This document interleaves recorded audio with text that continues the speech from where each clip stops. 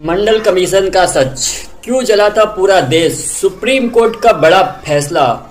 1990 का भारत देश की सड़कों पर आग लगी हुई थी। हजारों छात्र विरोध में उतर आए थे। कुछ ने अपनी जान तक दे दी। एक ऐसा फैसला जिसने भारत की राजनीति और समाज को हमेशा के लिए बदल दिया। क्या आपने कभी सोचा कि वह कौन सा फैसला था जिसने पूरे देश को दो हिस्से में बांट दिया। आज हम बात करेंगे मंडल कमीशन की। ये क्या था, क्यों बना, आखिर क्यों इससे इतना बड़ा विवाद खड़ा किया गया। तो वीडियो के आखिरी तक जरूर देखिएगा, क्योंकि अंत में मैं आपको वो सच बताऊंगा जो किताबों में भी नहीं लिखा है। मंडल कमीशन क्या था। भारत के प्रधानमंत्री मोरारजी देसाई ने एक आयोग बनाया जिसका नाम था बैकवर्ड क्लास कमीशन, लेकिन इसे लोग मंडल कमीशन के नाम से जानते हैं। इस आयोग के जो अध्यक्ष थे वो बीपी मंडल जी थे। इस कमीशन का मुख्य उद्देश्य भारत के उन वर्गों को पहचान करना जो सामाजिक और जो शैक्षिक रूप से पिछड़े हैं, ताकि उन्हें सरकारी नौकरी और शिक्षा में आरक्षण दिया जा सके। आसान भाषा में अगर कहा जाए तो मंडल कमीशन यह तय करने आया था कि किन जातियों को ओबीसी की सूची में रखा जाएगा और उन्हें बराबरी का मौका मिले। मंडल कमीशन की सिफारिशें 1980 में मंडल कमीशन ने एक रिपोर्ट सरकार को सौंपी। इस रिपोर्ट में कई बड़ी सिफारिशें थी, जिसमें सबसे बड़ी यह थी कि सरकारी नौकरी और कॉलेज एडमिशन में 27% का जो आरक्षण है वो ओबीसी के लिए।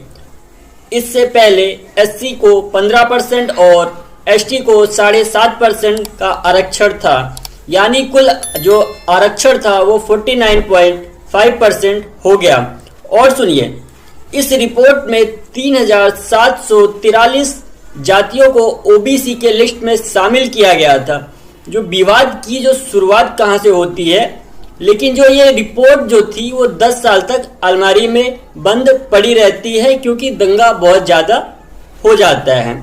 फिर सन आता है 1990, जब प्रधानमंत्री बीपी सिंह ने बनते हैं, तो अचानक एक दिन बीपी सिंह इस रिपोर्ट को लागू करने का ऐलान कर देते हैं। फिर बस क्या था, देश भर में आग लग गई। कॉलेज और यूनिवर्सिटी के जो छात्र थे वो सड़क पर उतर आए और जगह जगह प्रदर्शन और दंगे हुए। आत्मदाह की घटनाएं तक हुई। से चर्चित घटना, दिल्ली यूनिवर्सिटी के छात्र राजीव गोस्वामी ने विरोध में खुद को आग लगा ली। ये तस्वीर पूरे देश को हिला देने वाली थी। क्यों हुआ था इतना विरोध। अब ये सवाल, आखिर इतना विरोध क्यों हुआ। योग्यता बनाम आरक्षण का सबसे पहले मुद्दा था।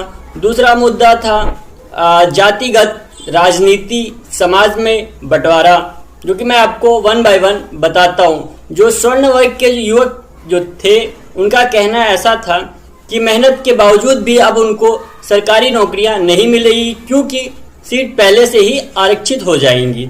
जो जातिगत राजनीति थी, इसमें कई लोगों का मानना था कि बीपी सिंह ये फैसला सिर्फ राजनीति का फायदा लेने के लिए किया गया। समाज में बंटवारा हो गया। लोग इसे समाज और जाति में बांटने वाला पहला कदम मान रहे थे, जिसमें सुप्रीम कोर्ट ने हस्तक्षेप किया। जिसमें आपको वन बाय वन मैं सुप्रीम कोर्ट के जो भी टिप्पणियां हैं वो मैं आपको बताता हूँ।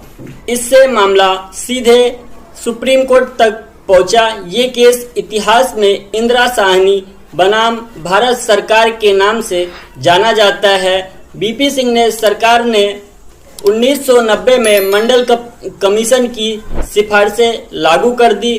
कई याचिकाएं सुप्रीम कोर्ट में दायर हुई, जिसमें यह कहा गया कि यह आरक्षण संविधान के अनुच्छेद 14 का उल्लंघन है।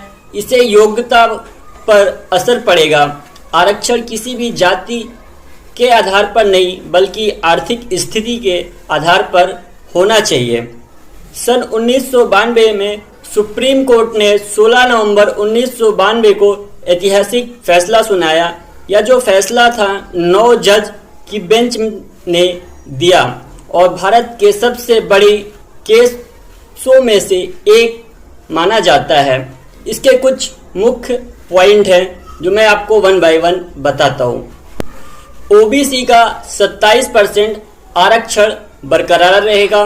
कोर्ट ने कहा कि सामाजिक और जो शैक्षिक रूप से पिछड़े वर्ग को 27% का आरक्षण मिलेगा, जो कि पूरा आरक्षण ओबीसी एससी एसटी का मिला के 50% होता है। कोर्ट ने साफ किया कुल आरक्षण 50% से ज़्यादा नहीं हो सकता है।